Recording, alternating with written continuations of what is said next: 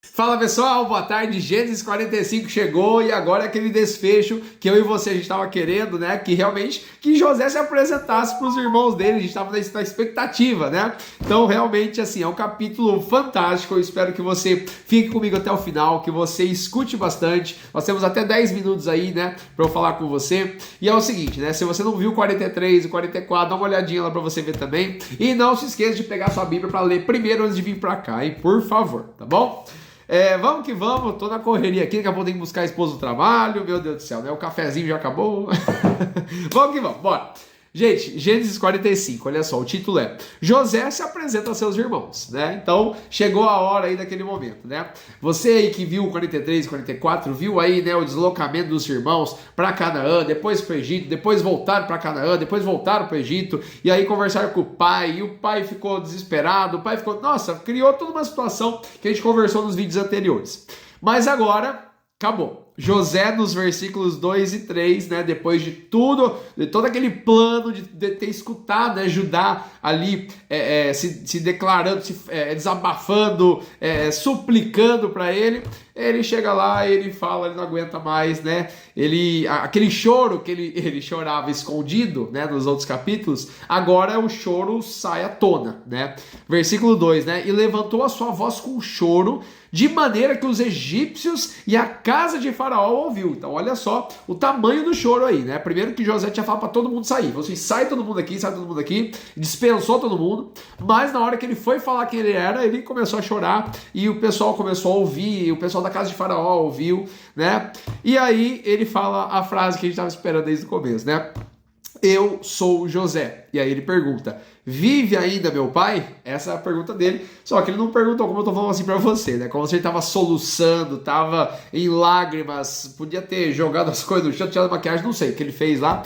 Mas realmente, né, foi um momento ali que eu acho que a gente não tem essa ideia, né? A gente consegue só imaginar, mas a gente não tem como viver na pele. Talvez alguns de vocês aqui que me assistem, né, possam ter vivido isso, né, ter reencontrado seu pai, sua mãe, seus irmãos, aí tudo bem, né, mas acredito que a grande maioria de nós aqui, né, a gente tem que interpretar muito bem essa passagem, porque a gente não consegue se colocar no lugar dele, né, são 20 anos de separação com todos os seus irmãos, foi traído, foi vendido, foi assim... É uma história assim que a gente não tem o que falar assim, poxa vida, eu entendi o que José passou. Não, é bem difícil mesmo, é bem difícil, né? Acho que cada um tem uma história de vida, né? Eu tenho a minha, você tem a sua, mas assim, igual a de José, é impressionante, tudo que ele fez, tudo que ele passou, tudo que ele sentiu. Eu acho que assim, de aprendizado disso, respeite a história das outras pessoas, né? Você não sabe de onde as pessoas vieram, como elas cresceram, né? Que ambiente elas estavam. Você não sabe nada sobre o outro, né? Só quem sabe sobre o outro é o Senhor e Ele mesmo, né? Então a gente tem que respeitar as histórias, mas sempre fazer o seguinte, ó, pegar essa palavra de Deus aqui, viver ela e ser um exemplo para todas as pessoas ao seu redor olharem para você e verem Cristo. Esse que é o foco, né? Esses dias eu estava vendo um depoimento, né, de um senhor e ele falou assim, e perguntaram para ele, né, qual é o seu propósito de vida, né? Ele falou bem claro, meu propósito de vida é viver para Cristo e fazê-lo conhecido, né? Conhecer a Cristo e fazê-lo conhecido, né? Quando ele falou isso, realmente assim, né? Eu vendo o vídeo, fiquei impactado e esse também é o meu propósito, eu espero que seja o seu, né? A gente viver o nosso Deus aqui nessa palavra, viver os seus princípios, os seus valores e aplicar, né? Aí para as pessoas conhecerem também e assim a gente um dia estar no céu com o Senhor Jesus, tá bom? Então respeite a história do próximo e realmente seja um exemplo para essas pessoas aí, tá bom? Vamos lá, vamos continuar aqui, né? E aí ele se apresenta e obviamente os irmãos ficaram assim, né? Tipo, não é possível, né? Ficaram pasmados diante da sua face, tá escrito aqui no versículo 3, né? E aí o José ele fala de novo, né? Fala, sou eu sou o José, a quem vocês, olha só que detalhe, hein, pessoal, a quem vocês venderam para o Egito. Por que ele fala isso, né? A quem vocês venderam? Porque só os irmãos sabiam, né, dessa história, né, da venda dele. Jacó pensou que José tinha falecido, né, tinha sido devorado aí por um animal, né, alguma coisa assim, Mas só os irmãos sabiam da história da venda, mais ninguém, né? Então quando ele chega, ele fala isso, eu sou aquele que vocês venderam para o Egito. Meu Deus do céu, então imagina a cabeça dos irmãos, né? Tum, abriu assim a mente, abriu tudo e, nossa, foi um clima aí, né, que não, a gente tem como imaginar, né? Bom, mas aí José ele usa da sabedoria de Deus novamente, né? Isso é muito importante. Os próximos versículos, do 6, né, até o 8, 9, eu quero que você preste muita atenção, você circule aí, né? E ele fala assim, né? José ele fala assim: não se entristeçam. Ele fala para os irmãos: não se entristeçam, porque tudo o que aconteceu foi plano de Deus. A minha venda aqui, né, que vocês me venderam, vocês me traíram, foi plano de Deus, foi propósito de Deus. Porque olha só onde eu estou hoje, né? E a gente está no meio de uma fome, que já está há 2 anos, faltam 5 anos de fome, e olha a minha posição aqui agora. Agora vocês vão ter, né? Vocês vão poder serem conservados, né? Aqui a palavra conservar, no versículo 7, e vocês vão ter um grande livramento. Então olha só que importante isso, né? Deus elaborou tudo isso para proteger o quê? A genealogia que estava por vir. Lembra da promessa lá? Abraão, a Isaac, a Jacó, né? Então serão benditas todas as nações da terra, né? Vocês herdarão a terra que eu lhes guiar, o Senhor fala.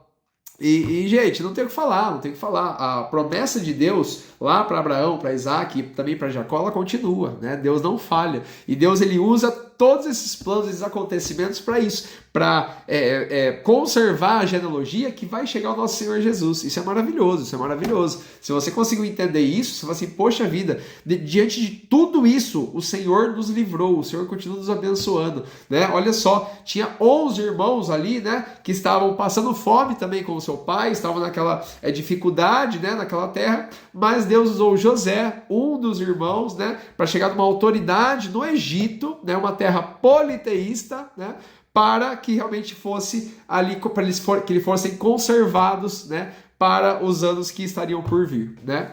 Isso é mão de Deus, é plano de Deus. Então eu espero que você busque o Senhor em oração e você entenda isso, né?